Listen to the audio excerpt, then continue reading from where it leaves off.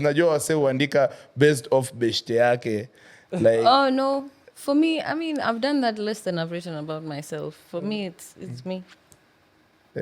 So like, dust tumeonyeshwa ele ama huku sana like Worldwide.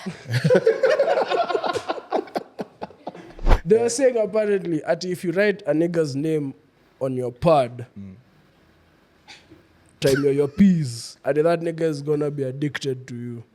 Mara ngapi nimepitia, mara ngapi nitakulilia, na kisha ni mara ngapi unadhani nitakurudia.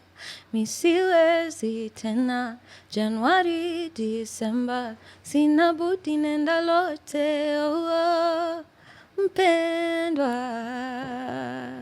Nishachoka bembeleza, najikwa najiteleza, sitaki kukupenda. Unapenda longo longo longo longo.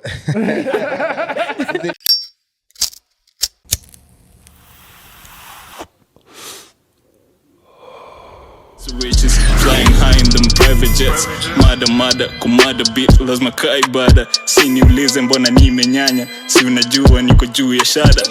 Nilikuwa na wase wakiniambia wow mnaenda kuwa na Z, nikasema oh kwa grao kumbe jina ni Z. Yeah, because most people say my name wrong, so I just tell them to call me Z. Ngeni Xenia na Xenia bro. So embarrassed. I didn't kujificha kwa room nyingine. That's the most common one. It's okay. But yeah, welcome to another episode of the Sandwich Podcast. I go by the name Tony Kibbs. I'm ukipenda Black Diamond, the visionary.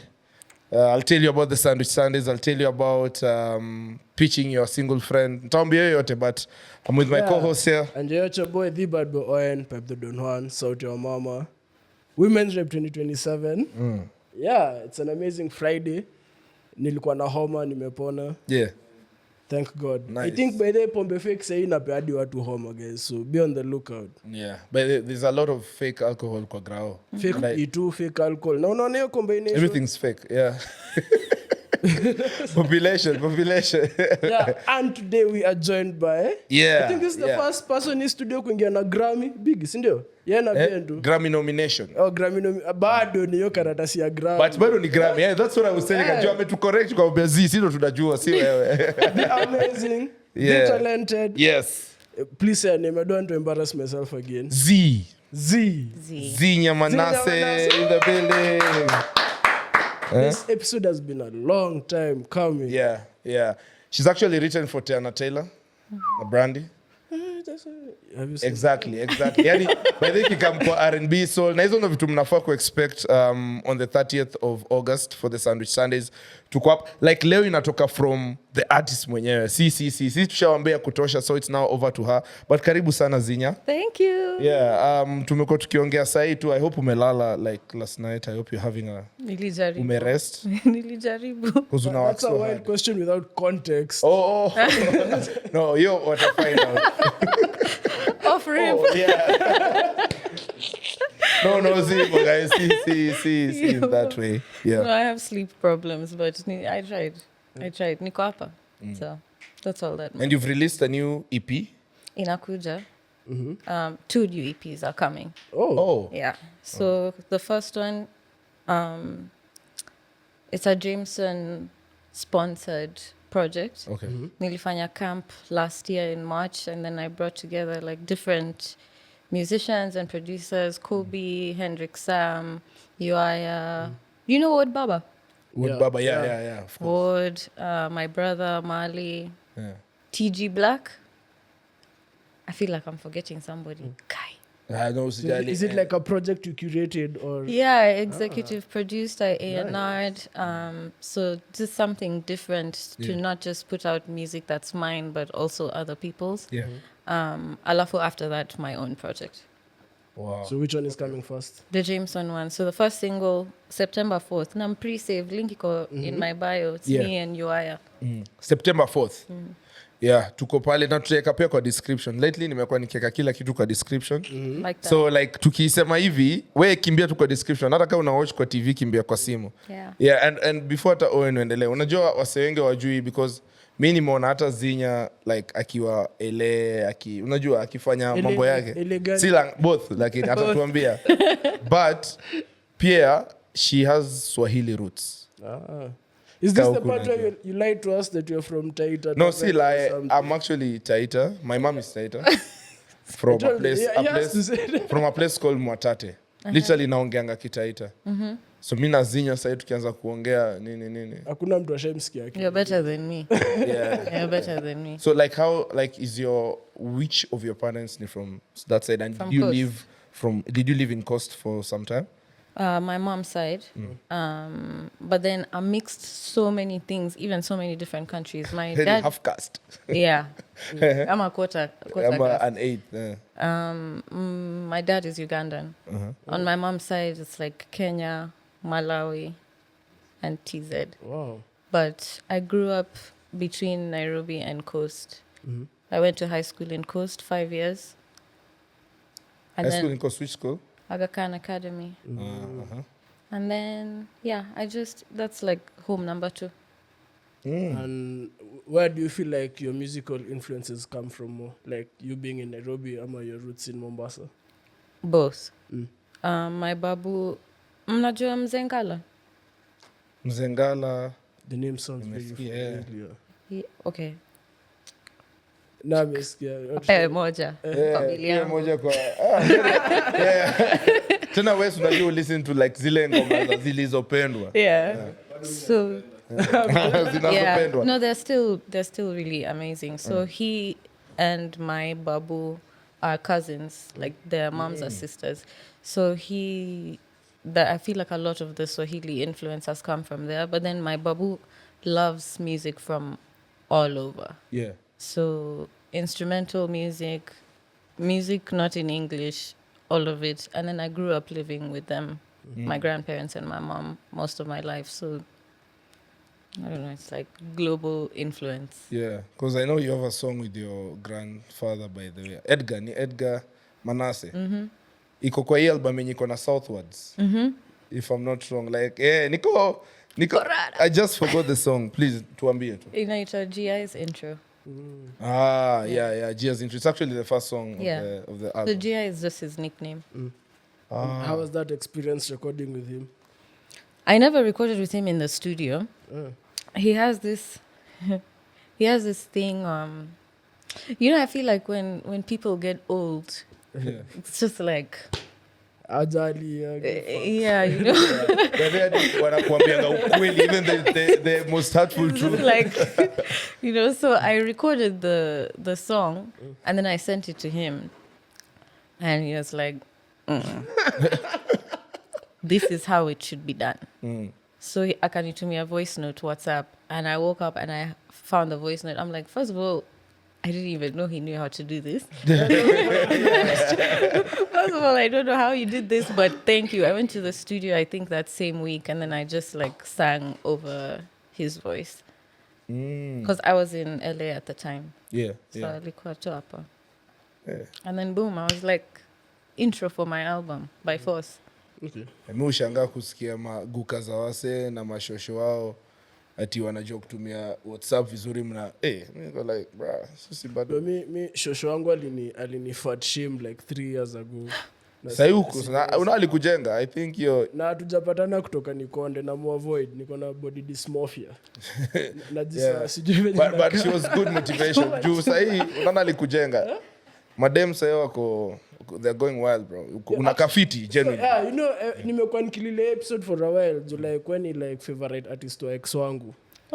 So na try kumpeta kuje sandwich Sunday. What? 30th of August. I was gonna say, what's her name? Nimtumie DM. Hapa takwambia usiku. Na baby. You see this shit? So na venye saa on hii topic ya my exes nini. You write a lot of very deep emotional songs. What's your like songwriting process when you write for yourself? And when you write for big stars like Tiana Taylor and others when unaweza tu. What do you experience? I feel like it's the same. There's like many different approaches that I have. Saa zingine I just freestyle.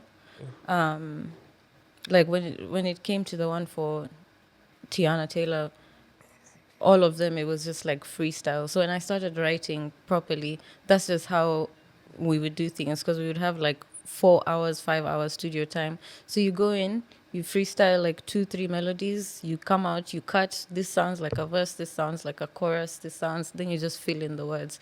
And then over time I started realizing, where are these words coming from? Then I realized, oh, I'm talking about myself. Ni mimi.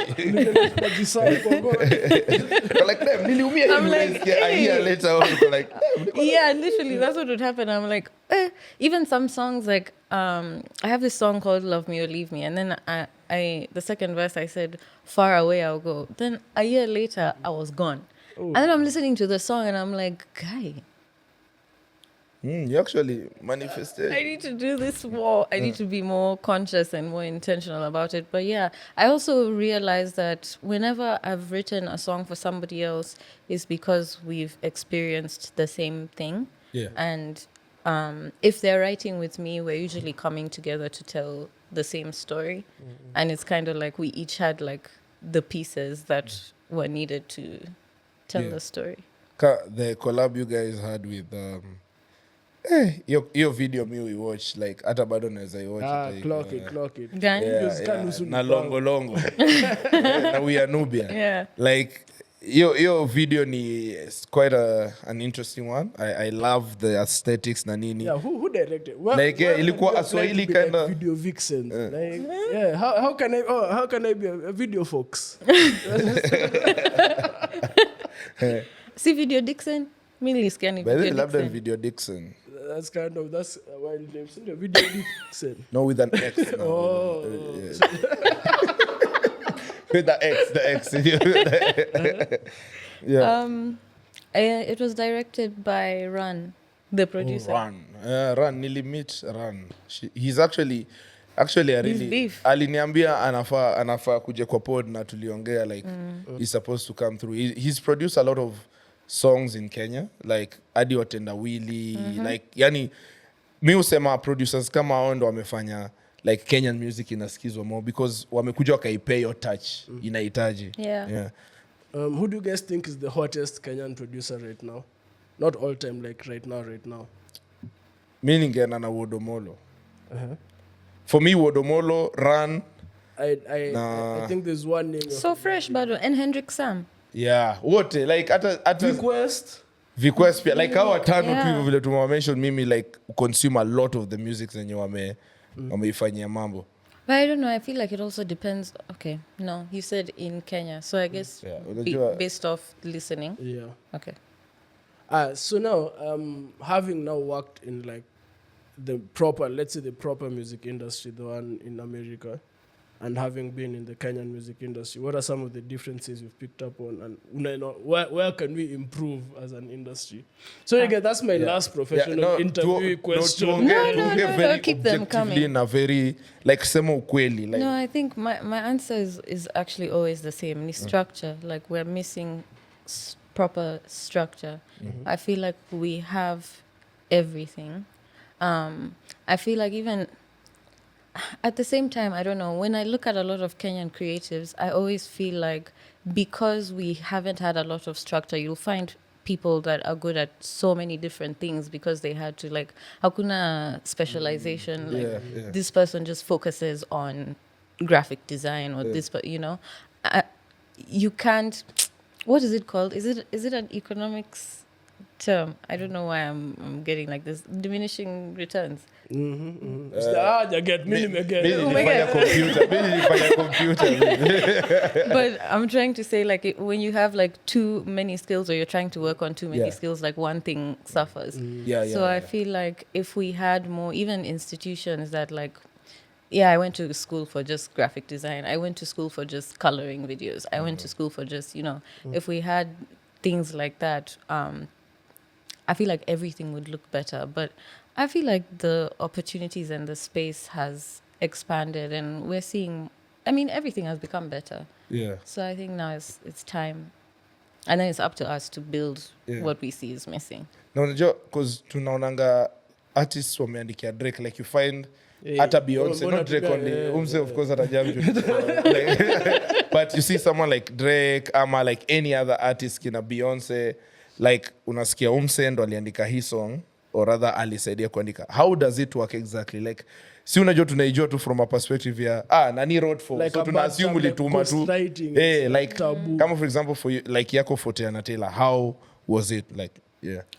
So I've still never met her in person. I've spoken on the phone with her, but the songs that ended up on her first album, I wrote them in 2018, and then her album came out in 2020. I had been home for like almost 2 years. 2 years, yeah. And then I just got a text saying, "Yep, your songs are on there." I was like, "What?"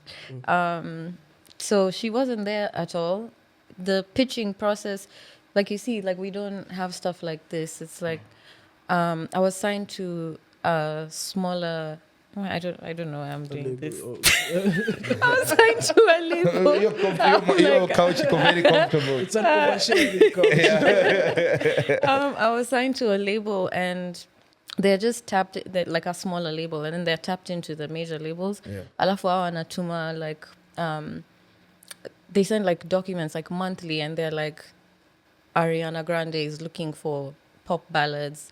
They'll give you a description. So it's just like a document that has like a list of all the artists that are looking for music, what genre, what style, and then you just write and you pitch. It's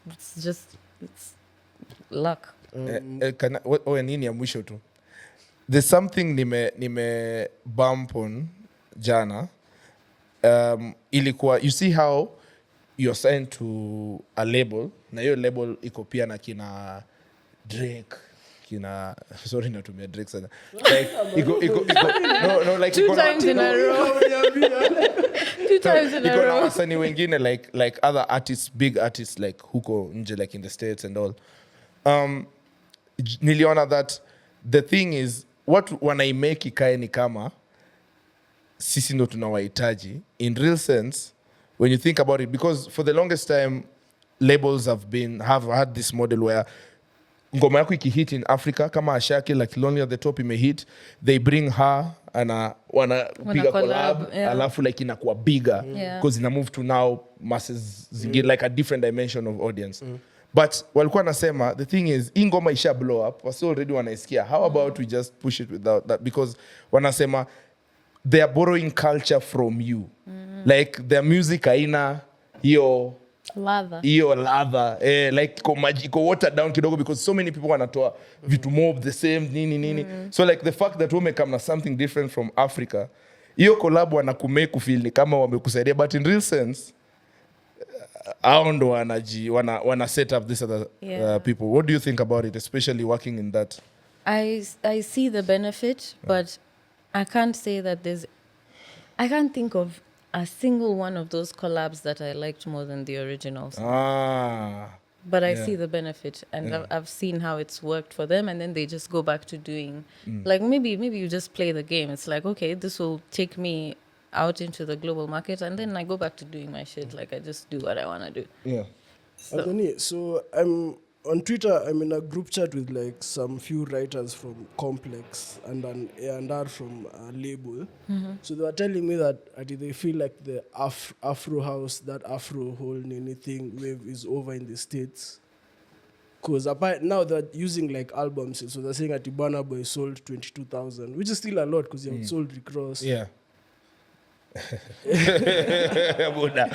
Hadi amengojea. You didn't even And the fact that now, so you remember that time all of a sudden they were like the best African artists, some of the best Afro artists in the award shows. Now they're starting to remove those categories. I saw that today, and I feel like that's always been the wait. Hata uliuliza swali. No, actually, yeah, umeendelea. No, endelea. Like we're just having a conversation. No, I was thinking about it even last week. I was just like, for me, like if I'm ever nominated, I don't want to, not because I'm not African, but if I make music that's just in the same category as somebody that makes R&B, surely I should qualify not because of like where I'm from. Where I'm from is not gonna change. Yeah. You know. It feels like a token award, like best African. Yeah, and then Yeah. because it's just one, they squeeze also different genres. Like even when Tyler was talking about like, when she said, thank you to the people that did Afrobeats that came before, but what was the category that she was nominated for? Was it Afrobeat? Best Afrobeat performance. Right? It was like best Afrobeat, and I feel like because they just have one instead of like expanding it, I think that would be better if they expanded it. Then fine, but now you're just squeezing like so many people that do different things into one category. Na ukishakuwa na Justin Bieber kwa kategori moja buda. Are there any like recognized African award shows? Like I remember there used to be like the MTV Africa Music Awards, but I like any other the Mamas. Yeah, the Mamas. Are there like any other African award shows that are like Afrima ni gani? Africa Magic. Ocha ninyamaze lakini. But okay, zenye mimi nimesikia kuna Afrima Awards zenye najua couple of people. Mbona See, sorry, I was trying not to say the like that, and then it still came out. Yeah. I was nominated for some Afrima Awards. yeah, because niliona pia Nikita. We should bring back chat. You remember unakumbuka chat? Chat ni for us older Gen Zs, the millennials. It was millennials. Yeah, it's called Chat was Chaguo Latinis Awards. Yeah. That's the one like Prezo came with a chopper. So why don't you guys stunt like that nowadays? Like you see that time any of those always drama, not drama, but like the good sort of like someone comes with a chopper. Yo mambwembwe. Yeah, exactly. But Relax. ina happen kwa artists wale wa Xenia unakuwa so mysterious. Unajua sasa kitambo ungefaa kuata na ruma moja Illuminati. But si tuta wamesema ni kwa mysterious ama. Usikwe mysterious. And give us something. I'm like, sasa how will people do that when they're being paid 2K by So when where are the funds? When you write for like, let's say when you write for your American artist, how are the royalties? Depends on how the song does. So I think more and more like recently I've been seeing people advocating for songwriters to get paid, because actually songwriters get paid last. Really? I would say last. And songwriters and the artists are paid last. Like producers, the way it's typically set up, you get a producer fee. If you can afford the producer fee, the producer doesn't get A credit. percentage. No, they have to get credited. Yeah.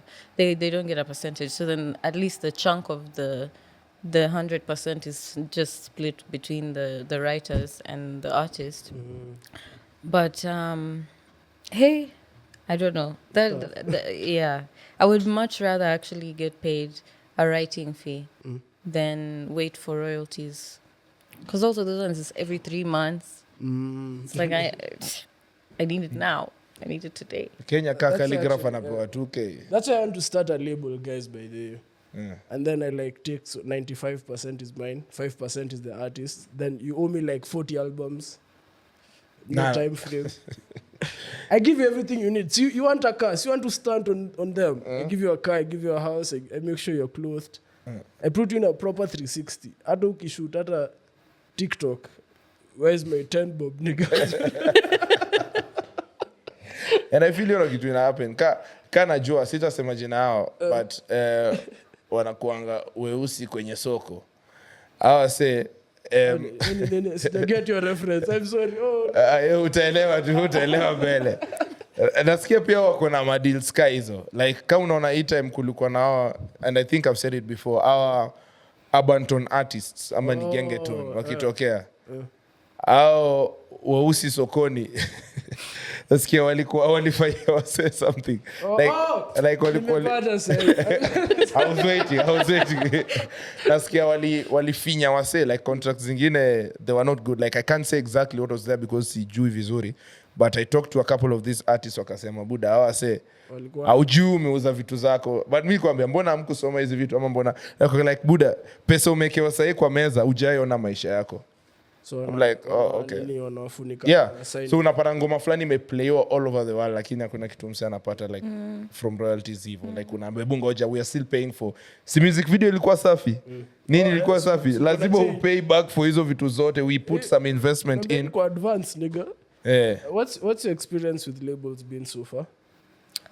I've never signed to a label. I've done distribution and I've signed to a publishing company. I started my own label. Nice. Thanks. Ooh. What's it called? Manasseh Entertainment. Nice. I'm gonna be like, are there any artists signed? Like Me. Nice. So I'll be the second artist. That Ukifanya. someone goes right for me raps. I have the personality of a rap. I just need the lyrics. Okay. Like Rick Ross. Hata nimesahau swali. No, your Nimesahau. like your experience. Oh, labels. With distribution, I don't know. I feel like just in general, everybody is moving back towards independence. I'm currently signed to a distribution company. I think they're cool. We'll see how it goes. So these two projects that are coming out with them. They're based in LA. They're called, did I say their name? They're called Sync. What is Sync? Sync. CINQ. My previous experience, hey, bungoja. I need to think about if I can talk about this. In a competence. Yeah, no, just talk about, because if you're no longer signed, besides, we can always not say their names, you know? True. Hatujasema mtu yote. I feel like, let me reframe the answer. I feel like what working with distributors taught us was we knew what we came in with, and then we saw the missing pieces that we didn't have. So I feel like we left knowing if we wanted to do this ourselves, we You could really have. could. Yeah. Kama mi najua, like a couple of publicists, not even in Kenya, but everywhere in the world, wanafanyanga hiyo kitu ya, they know a couple of people, kama msee, si mi najua Kibs, najua nani, najua Owen. Tasema, hey Owen, kuna msanii nataka kukuletea, which is not bad, like pia si tungetaka kuinterview, like international artists and all that. Takuletea msanii, mko sawa na msee? Aya, sawa. Aya, anapigia msee mwingine, so like ashapanga route yake. Alafu iki come down to wewe umelipa pesa mingi, tuseme kutoka majuu, you've paid this publicist a lot of money, basa anakupeleka tu anakuguzia hapa, and then like anafanya tu some work yenye unaona venye yani kuna a lot missing, like msanii kama huyu anafaa kuwa anajulikana, like kuna wasanii wenye mi wanadi wasee wanasema ni nani, but kuna a big crowd yenye inajua msee vizuri, unaona like so ni ile, instead of taking them to the right, kama mi najua audience ya umse iko sandwich, iko mic check, iko wapi, na kupeleka kwa wase because najua ni, but hii ingine anaipeleka in other ways, and have to make it even worse. Mi mwenye nimeiacha ika happen,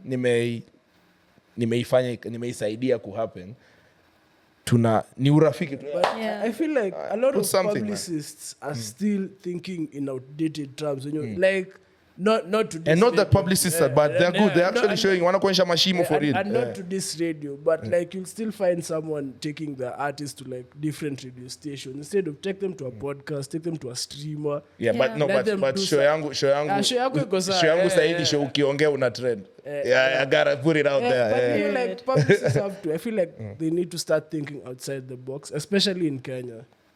Like you can't reach like. The only time I would listen to radio is when Kibs is on radio. I really don't Ama know hata what siku else hizi, is going even on TikTok, ka ulikuwa show yangu, thanks man. Use. Yeah, ka ulikuwa kwa show yangu, msee anaweza kwa mimi nilisikia show yako, but in real sense alipatana tu na clip yenye mlikuwa asubuhi mkiongea. So I get it, like the information bado ilifikia msee. Yeah, but yeah, that's all I wanted to say about. I agree. I have and no shade to any of the publicists here, but my best friend, my best friend in LA, she's a publicist, and when I look at her work and I look at the difference, there's no interview where she's not reviewed the questions or even given suggestions of answers.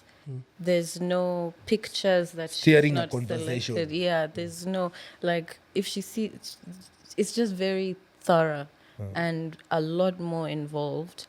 And I feel a difference. I definitely feel a difference. Like even when like I get interview questions and I'm like, I've been asked this question like A million 20 and one times. Yeah, like even if you just copy paste that question in Google and put my name, you'll see the answer. Like this is not something that you need to ask me. Like I want to not keep repeating the same things all the time, you know, like let's have a different conversation. So Doesn't that then make the artists media trained or PR trained, and then people might find them superficial or boring? yeah, you feel like a bird. Because I'm just saying the same thing over. I'm like I said this already. Like I've said this already. So it's nice to Kupiga tu story. yeah, and to think about different things, or to get questions where you're like, I've never had to think about that actually. Saying got pressure. Hapana, it's question. going well. We were doing okay. It's going well. It's going well. Tulikuwa tu sawa. So could you give me like some of your favorite artists growing up and your favorite artists currently and your influences in the music game? Fuck, na feel kama ulizo yo the last part. Yaani umejipea pressure alafu ukaingia kwa hiyo pressure. I have, but I can still answer. I mean, it's also, you know, the other side of it is that you have a different audience. So even though it's like, oh, I'm tired of answering some of the same questions, it's like some people don't know. Na labda huku utasema pia the real influences like Yeah. Alafu pia Brandy. Older. Oh, yeah, sitaki kuwaita older. Anyway, Whitney Houston. experience. Yes. Mature. Celine Dion, Whitney Houston. Also like singers. Yeah. Singers. Brandy Indiari, Erykah Badu, Jill Scott, Lauryn Hill. Okay, those four are like my, and Brandy. Yeah. Ningekuwa na Mount Rushmore, yeah, it would be those five. Nimeka 10, sorry. I can count. Newer. Wait, before you go on, so you said Indiari. So recently she was in the headlines because she had some thoughts about Karisha's song Spend That. Sikuona, what did she say? She was like, this is the wrong message to be promoting to young black people. Then you know, like how you know all the younger people like, I saw this. I'm fuck out of here. You want your hair? Wewe toka bana, wewe toka hapa wewe mzee. You want your hair? I'm not my hair. Shut up. So your thoughts? Oh man. I don't know. I can't That would really. be like Susanna Awio. dissing Diana Codes. Eh. Like, I don't like Usiseme kuhusu wa baba hapa. Dipeni chape. So is that a generational thing, or is it like, does she have a right to be offended by the lyrics I mean, in that song? everybody's entitled to their opinion. I can't even comment on what she said because me, I love that song. Yeah. I love that song. Yeah. So, you know. I think in the 90s they were also saying some very wild shit, bro. Oh, crazy stuff. Yeah, because the rappers, like Lil Kim, oh my god. Yeah. First off, No, I don't like that song. But then let me just say now, I have never liked Hit 'Em Up because it was fatphobic. But you're no longer fat, I think. No, I still feel it. That in was my the only heart. reason. That's why I'm a big fan. First, fat motherfucker. I'm like, hey. Sometimes unamkanga ukifikiria maybe bado uko fat, like Yeah, just a but curiosity too. Kimbiaga kwa treadmill. Sasa shaka uje mami kwa kimbia kwa treadmill. Tunataka kutumia treadmill wewe kumbe uko. You just woke up feeling fat. Ni sawa. So Xenia, unajua? Wait, her Karen now she's Karen, yeah. current, I want to say this because I was asked this in an interview recently and then they never posted it and I really wanted them to. There's a girl in Nairobi called Sabiti. Yeah. I was late to discover her. I didn't discover her. That's the wrong phrasing. I was introduced to her, but I was late to the party. And I think she's really dope. And I think more people... Yeah, naona check sawa her na out. clocky tuko. Yeah. Sabiti. Yeah. This is the first time Big you don't know a female artist. Oh my god. Oh, she's Unamjua? Oh. Here? Big, he knows every new artist by the way. Not on Sandwich, but remember that day when Certified Yaps. Certified Yaps, she was there. Oh. Yeah. What's Also, one of her songs? She has a song with Uaya. I'm forgetting the name, but yeah, I think that's the latest song. This is when you play a snippet of it. Yeah, come out to pay a copyright, but yeah. What a way I to forget about that. So Yeah, but yeah, she's dope. She's dope. She's really dope. that's a new artist I've learned also. Yeah.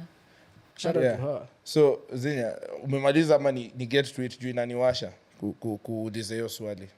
Juu ya LA. Nataka kuuliza swali. Uliza. Sasa umenipa. Sasa niko na. Amekuuliza uliza.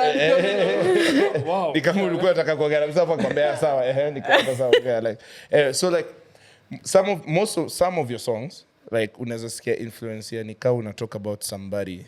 Najua sasa nataka kuingia to the fun part of the episode. Okay. Unaongea kuhusu somebody and nini. Before hata ni get to my real question.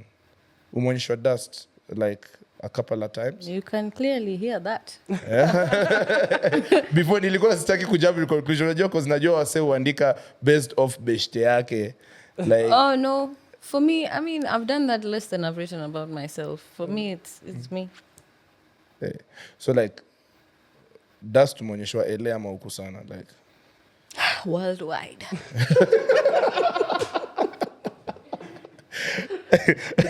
Ulipigwa kivumbi zaidi. like yeah we need to know unajua kuna kitu Kenyan Who has man more stingy audacity, Kenyan man? nani ako na more American audacity man. Kenyan man ama wase kutoka LA any other states and all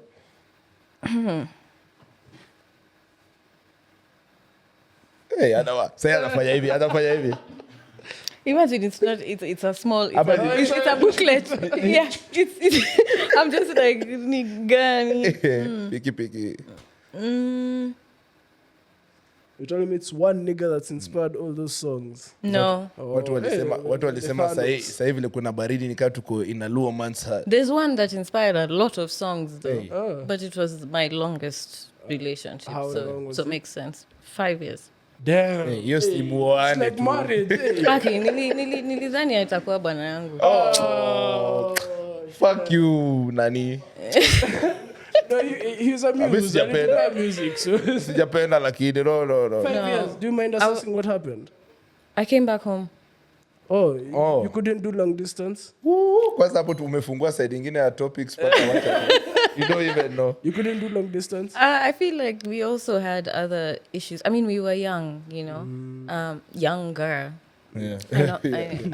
I'm quite up there, Yeah. but I think we also needed to grow out of those issues. I think the distance, honestly, I think it helped.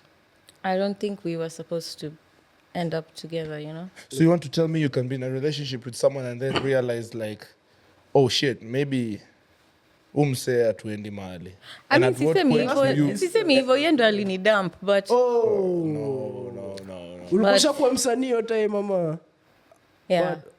Damn. Yeah. So like alitext ama you sat down like was it face to face? Okay, so I said that we should take a break. Oh. You know, wait. I mean, yeah, actually, that's when I chomed because when I said that, I was still hapana. Mwanaume anasikubali ati break the first time when msa alikuwa anataka pia break. But then, see, alikuwa amefanya. You know, the reason this is so fresh is because I just found these messages like 2 weeks ago. And I was like, I was scrolling through like, hey, guy, I used to use a lot of my energy on things, man. So, alinikosea. Yeah. And I was like, But you guys were on a break though. no, before. And I was like, look, I don't want to not be with you. I just need Some time. alafu nikaambiwa no. Then it's over. Udaishi wapi? And he Then said it's over. No, ati it's over. I Yeah. actually do get him because asking for a break, let's just break up. But I really meant What's a it. break? Like you wanted But Break it's been- imekosa tu up. It's been 5 years, surely. Yeah, see that we can Na work through sijaenda it. mahali. We can forgive each other. Forgive us. Yeah, but Yes. the break, asking for the break was after forgiveness had already been done. So quick question, guys. So during a break, what exactly can you do during a break? Are you like just supposed to stay still? I mean, maybe Am I like, what are you allowed to do during a break? maybe unaweza enda date yenye ni platonic. Date? But see, I wasn't Hey, even in that mtihani, bro. state of mind. I just wanted some time to think. So it knew me that I was like, really? Maybe you shouldn't have called it a break. Ukisema maybe naenda ushago kidogo, like naenda Kenya kidogo narudi. Do you mind Like, telling us like which songs came directly out from that situation? Do tuende saa tuzisikize with a different With context. Yeah, we're like, oh my god, wow. My first EP. A whole EP. hey, Buddha, oh, I jamaa, was about to add my first and second album.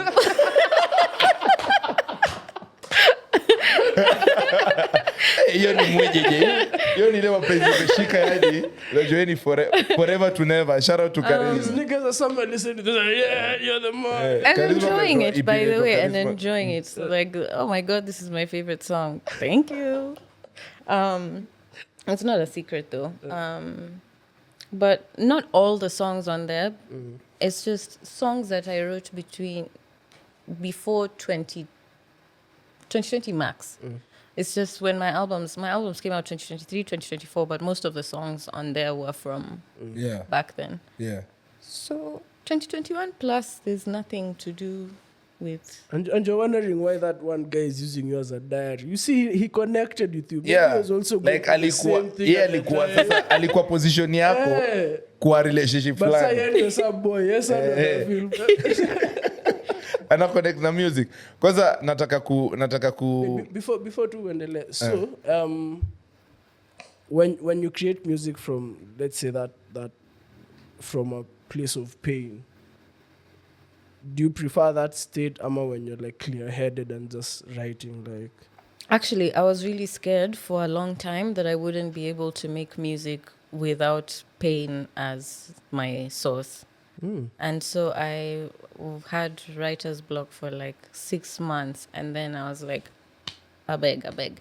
If I was really born to do this, I have to just try, you know. But that also came with realizing, that was the point when I realized, oh, all these songs are about me. So when I realized that, I'm like, then I can write about anything. yeah. So I don't prefer it, but the songs are sweet. That's amazing. That's Yeah. Yeah. like how, like, I feel like fans sometimes are a bit selfish, because I like The Weeknd, despite him dissing the GOAT. Yeah. I still listen to him. Yeah. So guys usually said that they liked The Weeknd's music more when he was probably like going through heartbreak, or when he was using drugs, as compared to like when he's just Happy. living his life. They're like, nigga, don't make happy. Wewe hakuna mtu anataka kusikia. Toa irabisha hapa. Hebu tupatie ile uchungu. Sasa mjamaa anaandika vile ako happy in his life. And kwanza, speaking of that, nataka nawapatia scenario. I'm painting a scenario for you guys, alafu nyinyi mnanipatia answer yenu. So, leo nasikia niko in a very good mood. Unajua The guest and above. yeah, niko in a very good mood. Alafu pia nilitoka wera nikakuwa distracted kidogo. But when it comes to maybe you are in a relationship, right? So ukiwa in a relationship alafu sa ile the same case yenye yako ni ile time umesema ati let's take a break and nini. Now what if someone tells you check in aje na feel ni kama we unaambia mse unaambia mse na feel ni kama tunafaa kuachana or maybe take a break nini, alafu Kenya akwambie ni I've been thinking about the same. What would your reaction be? Would you still go on with the about utamweza wewe I mean junior wase manipulative wakisema hiyo stuff ya mtu akikwambia ati tuachane kiasi ama tuende break, unamwambia I've been thinking about the same, alafu unamblock, alafu ama unaishia like I'll reply anything. So mse psychologically na feel hiyo ni so manipulative. So, nimeambia mse tuachane, alafu akaniambia, alafu akakwambia hata nimekuwa Ati same. Thanks. Thinking about it. Hold the fuck up. What do you say? Now we have to talk about it. Now we have to get back together so that we break up properly on my terms. You have been thinking about that, by the way, for a minute That's now. crazy. Like, what would be your first reaction, Xenia? I would probably laugh. At this point in my life, I would probably laugh. And then I think after everything that I've been through, you know, even all this like writing music and stuff, Yeah. things become so clear, boundaries become clear, like things that you're just like, by the way, I can never do some shit like this again, you know, like, yeah. come on, yeah, have yeah. some self-respect. So I think I would, and when you said it, I was like, that's a sign. Bye. So like utakubali tuishe. Yeah. You won't like fight for your love. You won't like. At this point in time, no. I feel like it would disturb me to not fight, but I'm going to, like, if that's how you feel, okay. Especially the fact that anasema hivyo utajiuliza for how long maybe has he been And thinking then about this? that's the stuff that drives you crazy. I'm like, actually, what I've been working on for the last few years is spending less of my energy on myself. I'm like, by the way, if I sit down and think about the fact that this person has just said this shit to me, like, I can't touch easy. See when do I umesema, can't. when you think about it, I think it's very manipulative when you say that, because wewe ndo umeanza na mtu akikwambia hivyo mbona No, unajua. but if I meant it, and they're saying it just because they're playing a game, it's Au different. juu this is a game. Yeah. Or Like if ameisema tu pia. By the way, then it's just a sign. I've been thinking about it. Yeah, then it's just a sign. You take it and go. Plus, anything can happen. You can choose to stop then, and then after some time, we find each other again. Yeah. So, are you gonna give us? Because I really like how you sound, like all the time. First of all, Unaenda kusema Swahili, si ndio? nataka kuingia hapo. Ingia Utupatisa boom, like utupatisa. Nimesema pre-save Aje, you are tajiri and me. Aje, September 4th. yeah, pre-save. Make sure pre-save. Kwanza tulienda Na Sandwich Sundays you utupatia an naweza exclusive. kuchezea sahi. No, me, I want to September listen 4th. to listen to it with the sandwiches. Are we talking about the September 4th? No. We're talking about Kwa like gig? Oh, unajua Yuaya ni superstar. yeah. So possibility of him being available. Hapana. Kwanza it's the day after Waza World. Yeah. It's the day after was our nobody itakuwa like in But the see, evening. I thought si wanakaa mama. No, umenibeba kama unajua beba unajua tunaweza fanya kitu. Chezeni chini. Naweza leta ex wangu karibu alafu tujifanye tumekuwa like Hata friends. nitampea mic. Oh man. Yeah. Just But guys, I don't know, but squeezy relationships in a feel so restrictive. Na feel so this year, finally I'm turning 28 this year. Damn. Yeah. Well, kukata tisamko. No, boys, so I turned 28 this year and I feel kila dem naongelesha mana tunafanya stuff around the same age. Yeah. They're looking for something way more serious than what I'm looking for. Because I can promise you an amazing 6 weeks. Then go younger and But less now, super weirdo. una just English dem ejako like, oh, so where's this going to? Yo, it's like week 4. an Like, amazing we know I'm 6 looking weeks. for a Yeah, an serious. amazing 6 weeks ni cap. That's like the honeymoon period. I love that week 7, baby, podcast. The stuff I say there, humor. Yeah. Comedy 6 weeks is my ideal time for a relationship in Nairobi nowadays. Because now you don't get to know each other that much. In 6 weeks umefanya nini? Na nataka pia In 6 weeks, kuzungumzia. in 6 weeks we've of gone on kuongea na msee from the beginning to the 6th week. yeah. Mtakuwa mmedu nini So, on this time? first interaction, Kuongea tu. Instagram or one of the apps, ama Yeah. kwa club mlipatana. Day one. Second interaction, sex. Third interaction, first date. Okay. First date tu inakuja after. Okay. Fourth interaction, vacation. Naenda coast hivi nini. Buda unapeleka vitu mbio interaction. kani mwizi. Fifth interaction, I come studio. So is this like one interaction per week? Yeah. See, we're approaching 2 week in a 6. week, 1 Now in a week. after week 5, she's met the homies. Wameshamwambia, oh, we've never seen him this happy. Week 6, I'm like, yo, baby, please don't get mad at the stuff I say on the podcast. It's just comedy style. It's for us. Alafu Wewe inaisha. acha usiseme hivyo. Week 7, Kuna watu sasa mean just it. pia nataka kupost fun memes. Alafu in a relationship you can't post the memes you want. You can't repost on TikTok the way you want. Since when? Thank God. Since, may Twitter. watch everything my partner reposts. Cause iko na message. I would Do you assume believe so. mtu anaweza repost vitu kama 3 ama 5 zinaongelea like break up na ni demu wako na ako tu sawa? That's a sub, bro. If she posts like a Akwambia sasa repost niko tu na feel tu. Si ni message na natumia nani. If she posts a Xenia heartbreak song, we aren't heartbroken, so which heartbreak are you going through? See, it can just be a good song, ama. Iko na message. Iko na message. Sasa vile kwa reggae wanakuwa bega sikia message. Because like music is my life, but like I use music to communicate every day. So I feel like when someone posts a song, I'm like, this is probably a bit deeper than she might think it is. Yeah. Maybe try it. It's deep for you. Yeah. Kwanza Subconsciously, it might be a message she's sending and she doesn't know. kwanza unajua we know each other so well design. Do you really think people do subconscious? That's why you're the writer. I don't think they don't know. I feel like They know. And me, I can't. That's like one of my pet peeves. Like I cannot. If you're a sub person, if you go to talk to the internet about how you feel, You didn't see that? Oh, but it's nice you're out of the internet. I'm on the internet, Oh. but I post my music. I don't need. What if they're just No, expressive? there's some No, drama people are recently. expressive. I'm just saying subbing specifically. Okay. No, so That one. there's this couple that was once like, they had those public relationships, a public wedding, nini. So I think they broke up. Nani? Sinaweza sema majina utabip. Hatutabipo sema tu. Sema tu. Oh. I don't know her boyfriend. No, those are my friends. Ukianza na simu amekana kani mabeshe zako eh. So Beshte yangu. they had a very public relationship, nini. But Even now when wedding. very public wedding. So now they've broken up, and they're at that Twitter. point where they're subbing each other.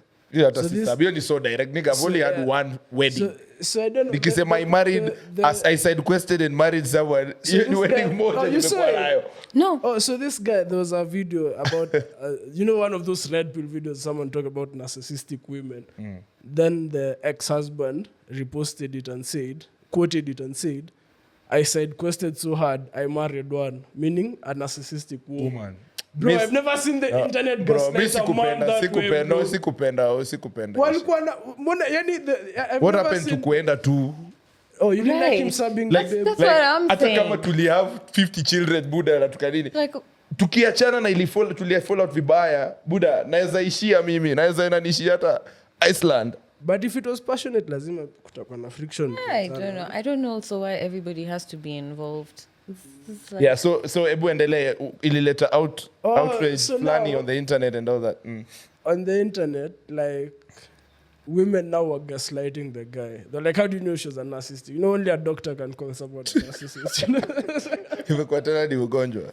Yeah, so it was that situation of where the babes were not believing him at all. The guys were clowning him because they told you situlikuon. So your thoughts on that thing, especially you, since you know them. No, tunaanza na Xenia. I feel like I've said my thoughts, and it's just from my personal preferences. I'm like, I can't. I just cannot even consider being with somebody that I know if something happens, they're going to. That's But crazy. you won't know. Do you know, like, ukiwa kwa relationship na msee mkikosana vibaya, whatever they do, maybe they were just that way, ni venye mkuwaifika hapo. I feel Maybe msee alikuanga tu demon akiwa amejam. Ni vile huku umeaimjamisha this much kumfikisha hapo. I feel like the signs are always there.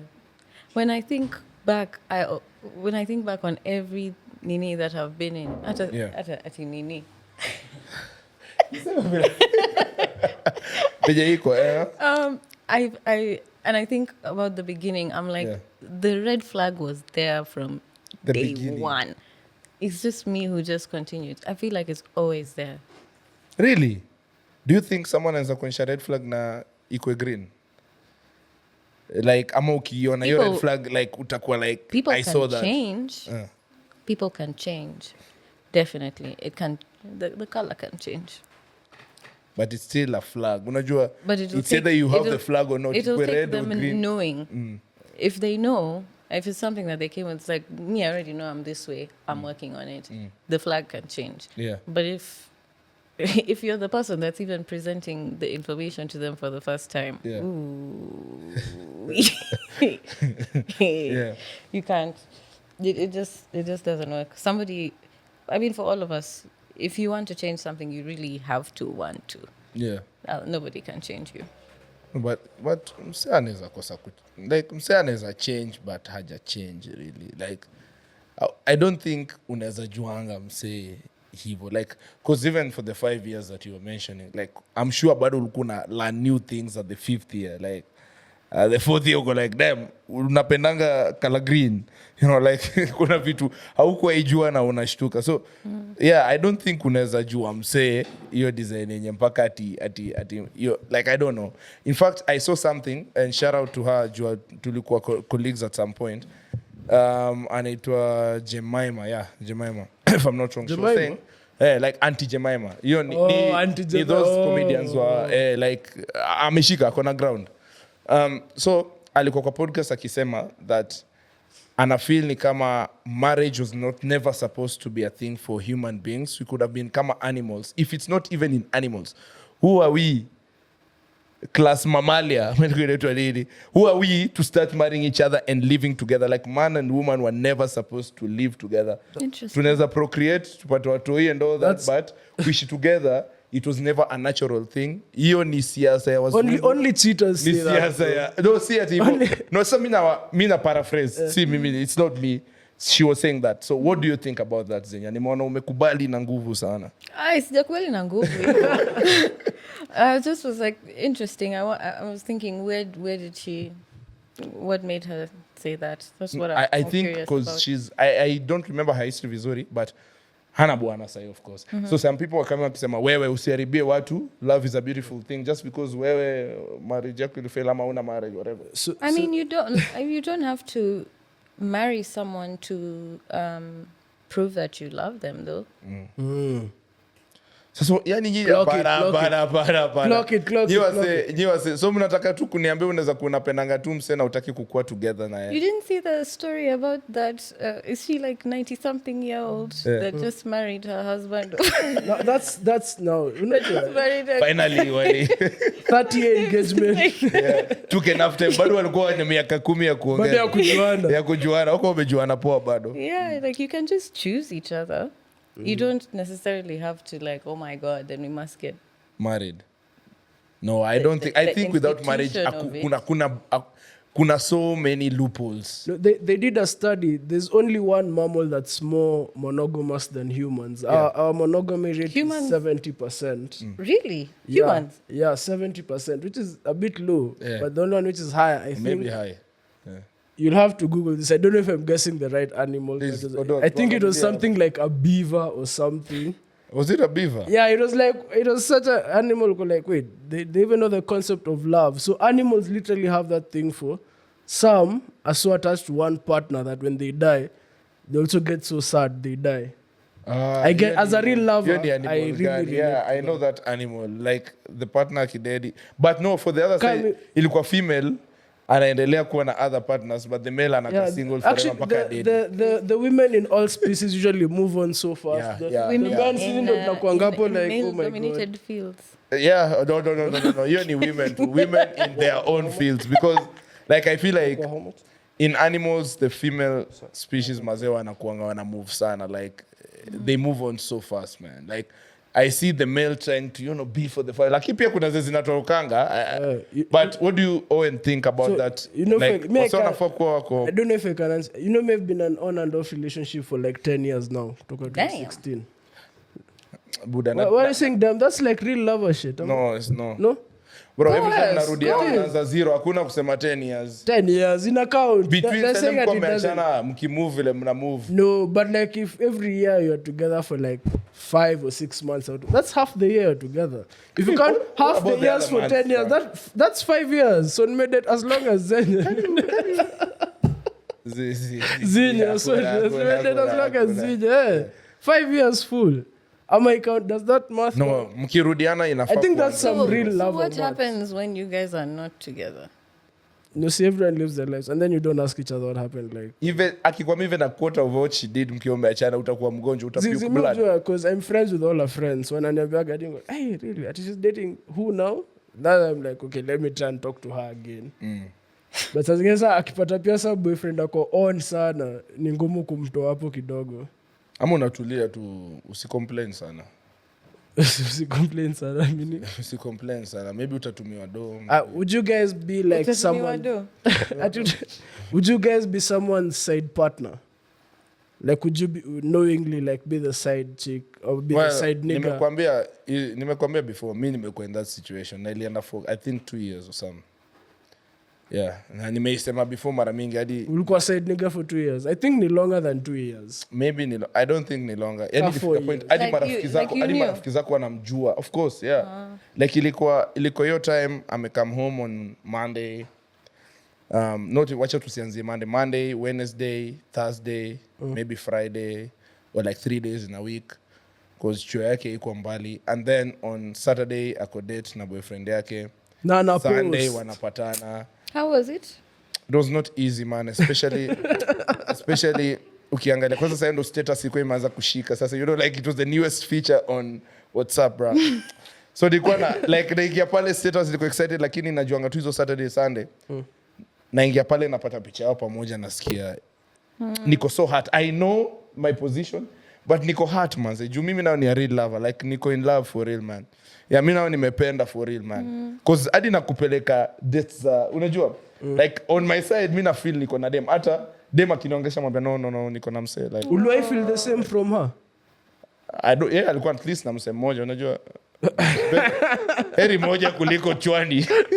Okay, but on Monday nikiwa nimesikia tu vibaya, alikuwa anajua cause hata text zangu zinaanza kwa, you know, unajua vile una acting so uninterested kwa text. Alafu on Monday anani surprise, kwanza anigongea mlango, ananiambia bebu amka. Anakuja kwako. Yes mom. Nafungua mlango nini to spend time together. By the time anaishia mtaa na feel manze niko so in love. Nasikia unajua hadi zile vile lovers kwa kitu ya msee. Unasikia tu mabadi. Yaani nasikia yani ngoma zote zina sound poa za R&B and all that. So yeah, but now shida ilikuwa tu time wamepatana na nini. So yeah, it was post ndio. Yeah, shida ni utaumia. What made you stop? What made me stop? At some point I started now, kuna dem pia alikuja. Like kuna dem like nikiwa saa uni, there's someone I was like, oh, dem by the pia kuna Charlie though. But at least najua Charlie yake hata kuwa around for some time, and she's like type yangu everything, her conversations. Ule mwingine pia alikuwa, but like who mwingine ilikuwa different, like her conversations nini, her interests, like place anataka tuende, nina learn vitu mpya sana nini. It was some really interesting stuff. But so ikafika point alianza kuthreaten sa relationship yangu na ule mwingine. Kuthreaten aje? In the sense that alikuwa amekuja sana, like she was love bombing me sana. Unaona? So I was like, you know what? I gotta tell her, cheki, either ukwede mwangu ama mimi niishie, because kuna msee anaye nipenda kuliko venye wewe unanipenda. Like, na mi spendi idea. By the way, it's been like 2-3 years, but I don't like it. Like, nimevumilia for so long, hii kitu.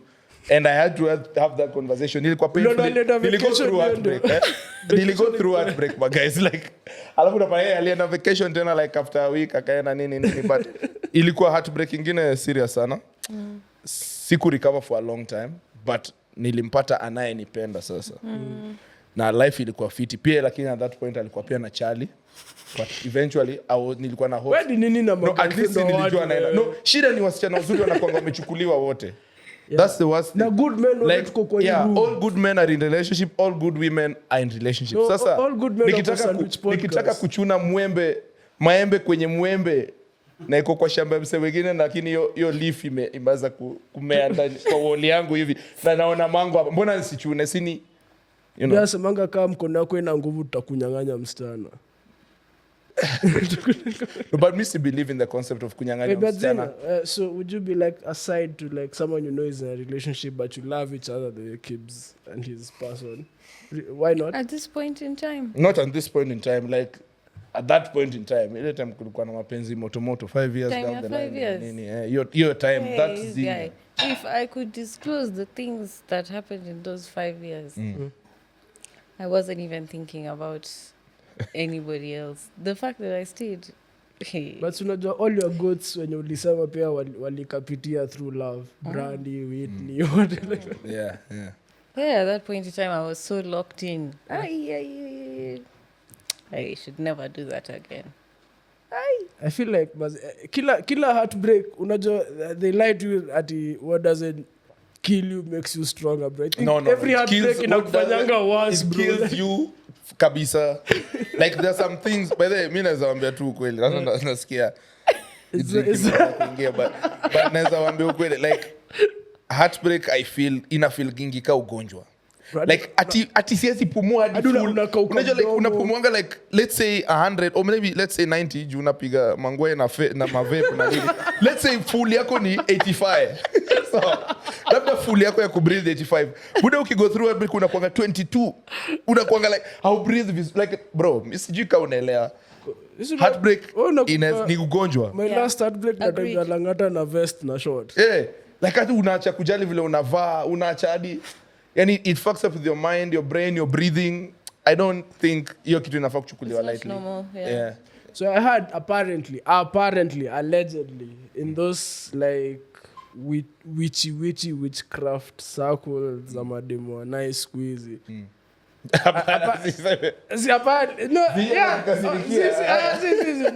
Those are my women. Yeah, the earth girls are my community. They were saying apparently, if you write a nigga's name on your pad, time your peas, and that nigga is gonna be addicted to you.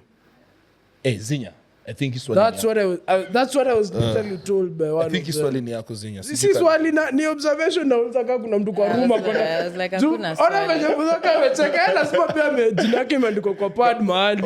So sio ni kama ile kuweko kwa chupa. Unajua exactly, so ni version nyingine ya kwa chupa. So like anaandika jina lako kwa palm? Kwa pad. Alafu anaivaa tu. Kwa pad? Kwa pad. Yeah, you thought unasema palm. No, I even back nikisema swali Xenia. Nilikuwa nafikiria nasema palm. No. Kwa pad, jina inaandikwa kwa pad. Pad, bro. Alafu anavaa. No, that's a new one, no. Hata uogopi ink, like, no. Kwa gra hivyo ndo anadu, bro. I don't think, hiyo ni misinformation. Misinformation. That's what the witches told me, man. Tap in with the witches. Sasa I've never heard the pad thing. Madem apart from mimba. No, mi najua ile like najua about your story ya kamote. I don't know kama kweli but I've started with so many cultures design ninasikianga Kenya wana believe in na one of them ni yo kamote. Wanasema kama mimi niko na very close sita disclose position yake in my family but I have a very close relative, a distant relative. Sure. Na nasikianga like cause naisikia actively cause na juana na mtu wake fulani that wase home wanajam wanasema dem fulani amekeka mjumsi ajarudi home. Aishi shule, aishi anywhere like anafaa kuishi home. But ajarudi home place anaishi na shosho yake, mamake nini. Ajarudi home so wase wana believe that udem because anyway she's kinda maybe not disclose what I change vitu. She's not the same level in terms of age. Maybe ako younger higher, I don't know. But inasemekana that umse amemwekea udem amemfanya asi. Mimi nikiongea naye niko like umse ako sawa, is just going through that phase of life. Familia yake wanasema amemwekea kitu so that's why arudi home. In fact they even praying wamemforgive for not going back home. Imefika point ya wanamuombea sasa. Damn. Like they're like wameita family whatever na mapasta na nini kupray boys mazee arudi home. I mean, pia mimi kuna mademo watafanya nikato familia yangu Xenia, Njerai, Zaituni. Yeah. Real. Hao ndakato family immediate. Anambia watu wachana na msana ni mbaya. Shindwe nyinyi ndo wabaya. You guys are stressing the fuck out of me, man. So Xenia, do you believe like msana za kukuteka hiyo design mpaka watu wafikirie Kuniroga? Umerogwa? No, like because in reasons ni umse tu ana enjoy tu kukuwa na udem. Like wange kurogwa really. Kurogwa ni kusema kitu ni kusema tu kitu mpaka yapi hiyo ndo kuroga au kuroga yapi haiwakingi hivyo. What's at your family? I feel So, would you let your friends influence like what Your you do in your relationship? Influence. Ama like They're saying this is, the guy is not good for you, but wewe uko sure ako good for you. First of all, when you're in love, nobody can tell you anything real love. until you decide. Real lovers. You can hear people tell you the truth, and you're like, "You're right." Anyway, On to the next question. like nobody can tell you shit. So no, they can't influence. But thank God they don't leave. Sure. Yeah, tuko in the last 5 minutes of the show. You for alarm. Yeah? I see alarm really. It Cool. was a notification. But I feel Nenda like kulala. No, say guy. Yaani nifanyia hiyo kitu nafanyanga kila time. Manze, okay. Sawa, Xenia nakuona, sawa. Yeah, sawa. So like, yeah, tuko in the last 5 minutes of the show and na feel to have conversation fiti sana. Yeah. So like tunamalizanga na our songs of the week. Okay. Ara, before that, I really feel like thank you for coming also. But I feel like you're part of a new wave that pioneered a whole new wave of R&B soul. R&B soul in Kenya, like getting people to appreciate like Kenyan music. Guys want to know the writers behind songs. Guys want to know the producers.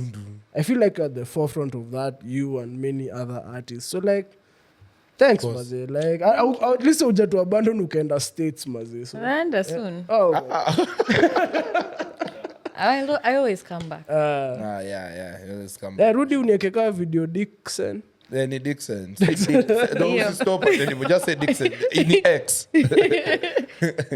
Yeah, so what have you been listening to? Songs of the week. Actually- Songs of the week. Just 2 songs. Yeah. Of the week, there's this No, babe. sasa No, si any tunaita- songs that you any like. songs that you've been listening to, but si tunaita kwa songs of the week for This one is like deep R&B. This song called Honeymoon yeah. by a girl called Paris Alexa. And then before you walked in, I was just starting to listen to Victoria's album. Yeah, Victor It Nimona just dropped Metesa. today. People are now Victory- talking about him sana. Alafu, Soul HQ, Altair Said. We're under the same management. He's so fire. He just dropped a song called So Easy. How many songs do you Put want? as many as you want. Sema zote tutaziweka kwa hiyo playlist. Sasa ile unatafuta, mimi nitasema moja yako, Southwards. There's something about that song that sijui I don't know how uko Bedroom position ya playlist. I don't know how uko position ya kutupatia, I don't know, maybe The lore. like vocals zako zinakuanga sijui kuuliza, I don't know how to ask this, man. Backstory. Like, not even backstory. Yeah, there's that, lakini pia like How? you want to feel maybe your vocals, or maybe you're not ready for today. Tungoje sandwich. Oh, you want me to Sundays, sing? something? Yeah. You want me to sing I'm Southwards? shy. I don't know how. Not even Southwards. Anything like. Because sandwich Sundays now tutakuwa pale at the forefront, and it's happening for the first time at K1. Ojiji Yeah. Amazing venue. Amazing, We had to amazing start the venue. new venue with an amazing artist. Lazima 100%. venue match msanii. 100%. Na Mudhoka pia ako in the building na atakuwa hiyo day. Yeah, shout out Mudhoka. What's the song that just came out? Wait, what video did you guys talk about? We are Nubia. Yes. Yeah. Longo tulionga. The video. I've I watched that haven't video so sang the many whole day. times. Kwanza niliamka nikakuja hapa, hata sijaimba. Nice. Mara ngapi nimepitia, mara ngapi nitakulilia, na kisha ni mara ngapi unadhani nitakurudia. Mi siwezi tena, Januari, Disemba, sina budi nenda lote, mpendwa, nishachoka bembeleza, najikwa najiteleza, sitaki kukupenda. Unapenda longo longo longo. Longo. Tachoma. Ladies and gentlemen, Xenia Manasseh, thank you so much for coming through. Xenia, nigga. Sorry, guy. Lakini tuachie tuseme Xenia. Xenia. Xenia. Imagine on the 30th mtaweza kusikia sauti live bro. She sounds yani, oh my god. Nimemsikia karibu hata tu faint huku kwa studio si wote. How come you guys didn't give songs? Didn't give songs. Keeps no, ignore by there. I literally had songs picked No, out. hatujamaliza. Easy. Mine What are is your songs? Shout out to Njerae. She's released two new music songs today, yeah. Amazing artist, amazing girl. One is called On My Own, featuring, I think, KC. Casey Pluto. KC Yeah. Pluto. Yeah. Najua kona Grammy, by the way. Oh, and then the other one is Nilikuwa called niandika On My Travis. Own. So, Okay.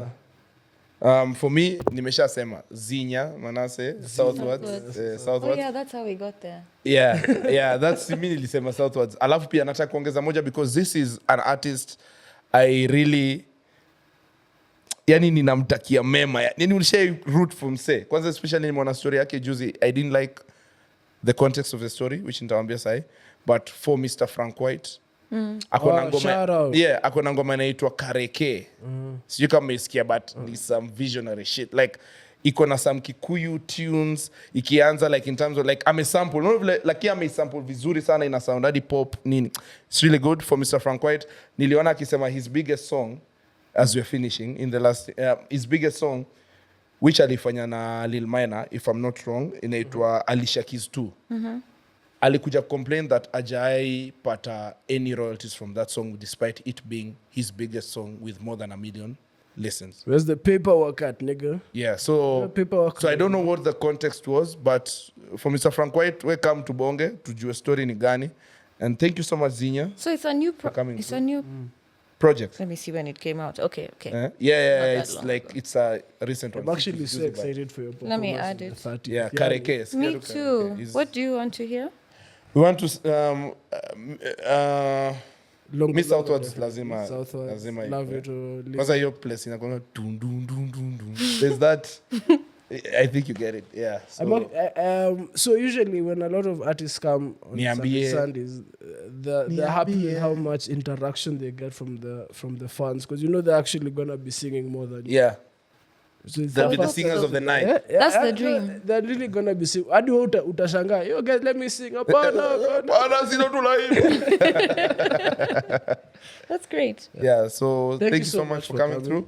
Thanks, guys. Patani You look Sundays. amazing, by the way. Like, Thanks. Ara nilikuwa nimeshow. Wear KE all the time. This is Hakima, this is Makasi, and everything I wear is always Kenyan. Kenyan. Shout out to Shout all out, the shout Kenyan out. designers, man.